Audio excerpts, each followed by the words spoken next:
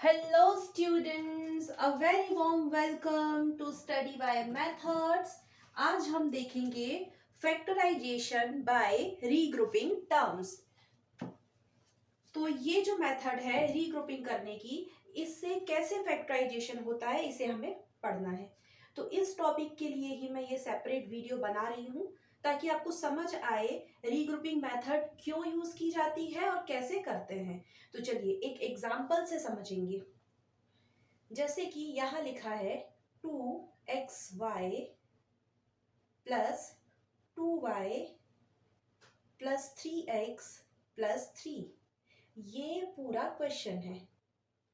अब आपको क्या करना है, फैक्टराइज करना है। तो फैक्टराइज जब हम करते हैं तो हमने जो पहले वीडियो देखे हैं फैक्टराइजेशन पर, वहां पर हम क्या सीख रहे थे, कॉमन फैक्टर निकालना। तो आपको वो आया होगा अगर आपने वीडियोस देखे हैं। तो फैक्टर कैसे निकाल रहे थे बच्चों, हम कुछ इस तरह से निकाल रहे थे। देखिए क्या करते हैं, हम ये एक पेयर बना लेते हैं और ये एक पेयर बन जाता है, ऐसे करते हैं ना। तो यहाँ देखिए, यहाँ मैं 2xy प्लस 2y, ये एक पेयर मतलब दो टर्म्स होंगी। वैसे इस पूरे क्वेश्चन में कितनी टर्म्स है, तो देखिए ये पूरी एक टर्म, ये पूरी दूसरी टर्म, ये पूरी तीसरी टर्म और ये एक पूरी फोर्थ टर्म। तो मतलब कितनी टोटल टर्म है इस क्वेश्चन में, 4 टर्म है। तो सबसे पहले हमने क्या किया, एक पेयर बनाया। एक पेयर मतलब एक पेयर में दो टर्म्स होंगी जो कि आपको दिख रही हैं। फिर एक और हमने क्या बनाया, पेयर बनाया। एक पेयर मतलब अगेन सेम बात, दो क्या होंगी, टर्म्स होंगी जो कि ये है। अब देखिए ये मैंने पहली एक पेयर उठाया और अब मैं क्या करूंगी, ये जो एक फर्स्ट टर्म दिख रही है ना 2xy, इसे मैं कैसे लिखूंगी बच्चों, प्रोडक्ट ऑफ फैक्टर के फॉर्म में। तो कैसे लिखेंगे इसे, 2 इंटू एक्स इंटू वाई, ऐसे ही लिखेंगे इसे। तो ये लिख दिया। अब देखिए इसी पूरे पेयर में एक और टर्म क्या लिखी है बच्चों, 2y। तो 2y को हम प्रोडक्ट ऑफ फैक्टर के फॉर्म में कैसे लिखेंगे, 2 इंटू वाई, ऐसे ही लिखेंगे। ठीक है, अब क्या करते हैं, कॉमन फैक्टर निकालते हैं दोनों में से। कॉमन मतलब जो दोनों में एक जैसा हो, कॉमन हो। तो क्या दिख रहा है यहाँ पर हमें, एक जैसा या कॉमन। तो यहाँ भी 2 है, यहाँ भी 2 है।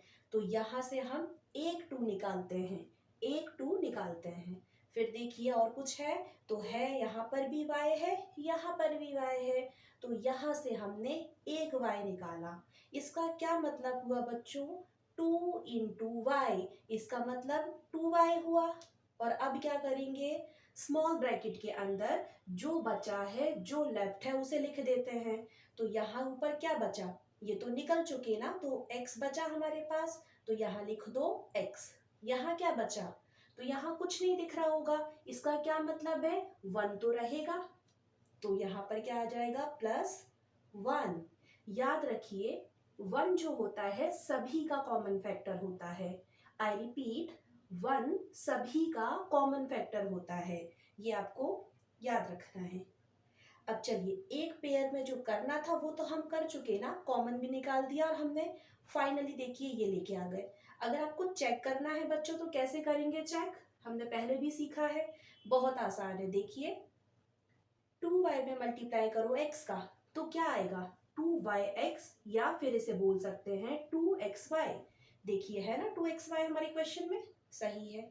अब इस 2y को मल्टीप्लाई करो +1 के साथ, साइन के साथ मल्टीप्लाई करते हैं। तो क्या मिलेगा, 2y। देखिए +2y है ना, इसका मतलब ये तो आपने बहुत ही सही किया है।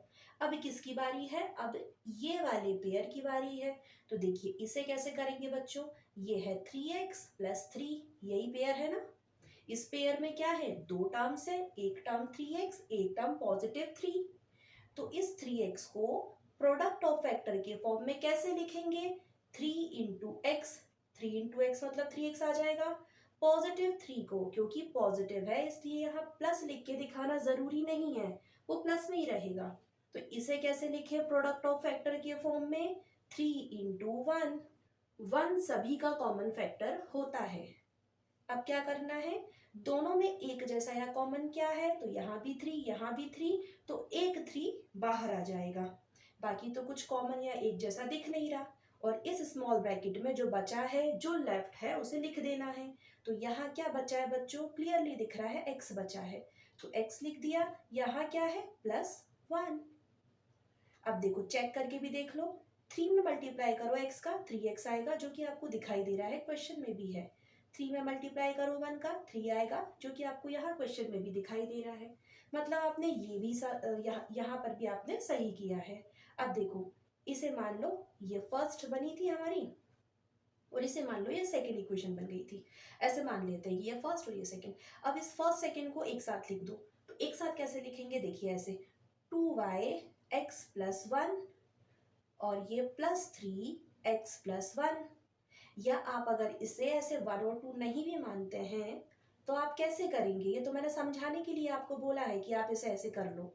नहीं तो आप क्या करो, इसे हमने सॉल्व किया तो ये मिला, देन इसे सॉल्व किया तो ये मिला, तो ऑब्वियसली ये दोनों यही लिखाएंगे ना, पहला ये सॉल्व करने पर जो कि ये आया, फिर ये आया सॉल्व करने पर, तो यही लिखाएंगे। समझाने के लिए मैंने इतना सारा ऐसा करके दिखाया है, ताकि आपको क्लियरली समझ में आ जाए। अब देखिए ये आया सॉल्व करने पर, इस पूरे को सॉल्व किया तो ये आया। अब यहाँ भी x+1 है, यहाँ भी x+1 है, तो इसे एक बार ही लिखो, तो x+1 एंड ये क्या लिखा है, 2y(n+3)। या फिर इसे कैसे लिख सकते हैं बच्चों, पहले लिख दो 2y+3 और फिर क्या लिख दो, x+1, एक ही बात है। तो ये क्या हो गया, आंसर आ गया। अब अगर आप इसे चेक करना चाहें कि आपका आंसर सही है कि गलत है, तो चलो चेक करना भी देख लेते हैं कि चेक कैसे करेंगे। तो मैं इसे मिटा देती हूँ और यहाँ समझा देती हूँ आपको कि अगर आपको चेक करना हो तो चेक भी करके देख सकते हो कि आंसर सही आया है या नहीं।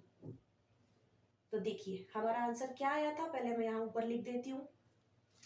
तो ये रहा हमारा आंसर, दोनों एक ही बात है ना। तो ये आया हमारा आंसर x+1 एंड 2y+3, यही आंसर है, ये आंसर है जब हमने इसे सॉल्व किया। अब हम यहाँ क्या देख रहे हैं बच्चों, चेक करना भी देख लेते हैं कि आपने आंसर एकदम सही निकाला है या कोई गलती की है। तो देखिए ये y है, ये भी y है, x+1 एंड 2y+3, यही आंसर आया। इसे सॉल्व किया तो आपने, इसे फैक्टराइज किया तो यही मिला आपको। अब देखो चेक कर रहे हैं हम, ऐसे करते हैं चेक, ये x है ना, इसका मल्टीप्लाई 2y में होगा, देन इसी x का मल्टीप्लाई +3 में होगा, तो x into 2y plus x into +3। अब इसकी बारी है, 1 में मल्टीप्लाई होगा 2y का, देन 1 में मल्टीप्लाई होगा 3 का, तो +1 multiply by 2y +1 multiply by 3। देखो ये क्या हो जाएगा, 2xy या 2yx, एक ही बात है, प्लस 3x बोलिए या x3, मतलब वही ना, तो 3x लिख दो, एक ही बात हुई। ये हो जाएगा 2y और ये हो जाएगा 3।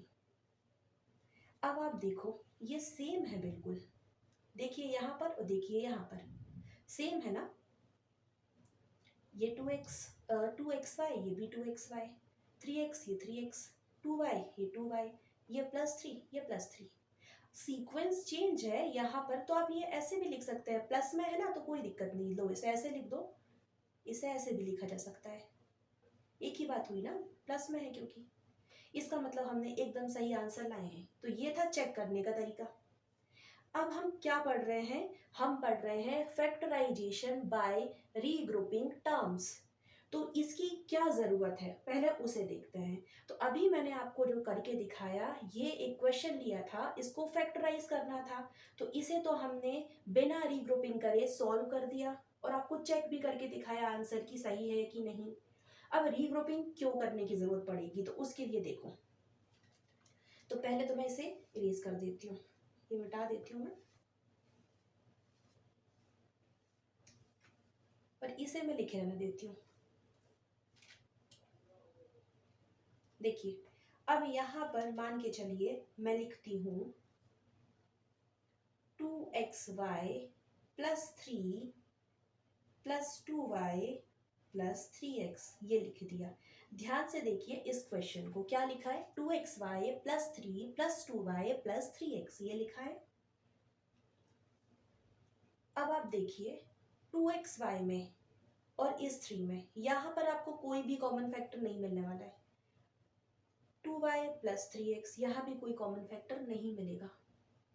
तो अगर ऐसा होता है कि जितनी भी टर्म्स दी जाती हैं उन सभी में कोई भी एक ऐसा फैक्टर नहीं है जो कि कॉमन आ रहा है या एक जैसा आ रहा है, तो हम वहां पर करते हैं रीग्रुपिंग। रीग्रुपिंग का मतलब है रीअरेंजमेंट करना टर्म्स की।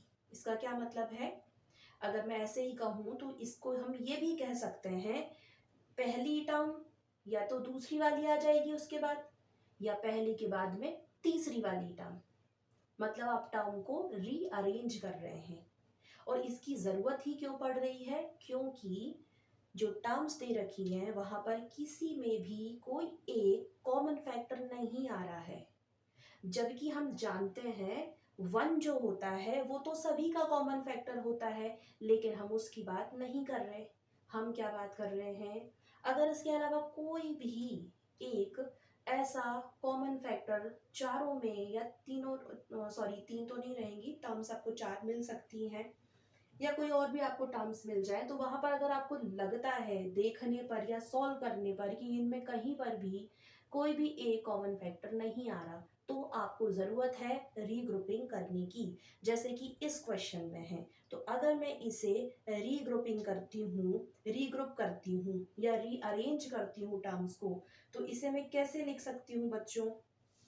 तो देखिए अगर हम इसे रीअरेंज करते हैं तो फिर इसे लिखेंगे 2xy प्लस 2y। देखिए ये जो टर्म है ना थर्ड, 1 2 3 4, 4 टर्म है, तो मैंने ये थर्ड वाले को इसके साथ कर दिया, मतलब एक ग्रुपिंग कर ली मैंने, है ना।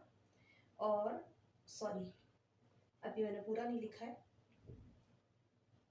और 3x के साथ मैंने यहाँ पर इसे 3 को यहाँ कर दिया। तो मैंने क्या किया, क्वेश्चन तो सेम है, टर्म्स को रीअरेंज कर दिया। अब देखो जब आप रीअरेंज करोगे तो आपको ये पुराना वाला इक्वेशन दिखाई दे रहा होगा जो मैंने सबसे पहले आपको सॉल्व करके दिखाया, ताकि आपको उसे सॉल्व करना तो आ ही गया होगा। पहले मैंने इसी को बताया, ये देखिए उसका आंसर भी लिखा है और हमने चेक भी करके देखा कि आंसर सही है। तो अब आप देख सकते हैं जब हमने रीअरेंज किया, किसको, टर्म्स को रीअरेंज किया, ये मैंने करके दिखाया ना रीअरेंज, तो आपको फिर बिल्कुल सेम क्वेश्चन दिखाई दे रहा होगा। अब आप इसे आसानी से सॉल्व कर सकते हैं, यहाँ भी आपको कॉमन मिल जाएगा, यहाँ भी कॉमन मिल जाएगा और आराम से आपका आंसर आ जाएगा जो कि ये है। तो इसलिए ज़रूरत पड़ती है रीग्रुपिंग करने की। तो आज की वीडियो के लिए सिर्फ इतना ही, मिलते हैं आप सभी से आने वाले वीडियो में। अगर आपको वीडियो पसंद आया है तो वीडियो को लाइक करें, चैनल को सब्सक्राइब करें और वीडियो को शेयर करें। Thank you so much for watching my video.